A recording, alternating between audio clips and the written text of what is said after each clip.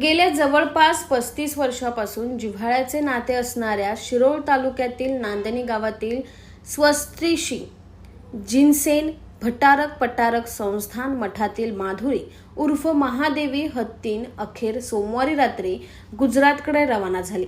मुंबई उच्च न्यायालयाने दिलेला निर्णय सर्वोच्च न्यायालयाने कायम ठेवत मठाची याचिका फेटाळल्याने हत्तीनीशी भावनिक नाते जोडलेल्या नांदणी पंचक्रोशीतील सर्वधर्मीय नागरिकांना आपल्या साश्रूपूर्ण डोळ्याने निरोप दिला. गावातील प्रमुख मार्गावरून ग्रामस्थांच्या उपस्थितीत हत्तीनीची वाजत गाजत मिरवणूक काढण्यात आली. तिला गुजरातकडे रवाना करण्यात आले. आपल्या लाडक्या माधुरीला निरोप देण्यासाठी जनसागर लोटला होता.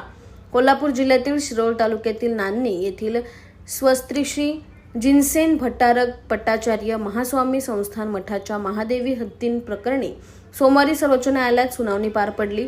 नांदणी गावातील हा मठ महाराष्ट्र आणि कर्नाटक सीमेवरील जैन समाजाच्या 865 गावांचा केंद्रबिंदू आहे. मठाअंतर्गत येणाऱ्या या सर्व गावातील नागरिक सर्वोच्च न्यायालयाच्या निकालाने नाराज झाले. 2 आठवड्यापूर्वी मुंबई हायकोर्टाने 2 आठवड्यात हत्तीनीला गुजरात येथील वंतारा अभयारण्यात पाठवण्याचा निकाल दिला होता.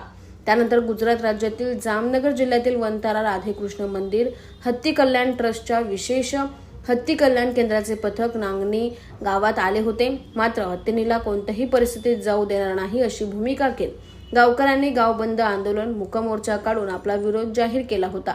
मात्र सर्वोच्च न्यायालयाने मुंबई उच्च न्यायालयाचा निर्णय कायम ठेवल्याने गेल्या 35 वर्षापासून गावकऱ्यांच्या आणि जैन समाजाच्या हृदयात स्थान मिळवलेल्या महादेवी हत्तीनीला वंतारा केंद्राकडे पाठवावे लागले.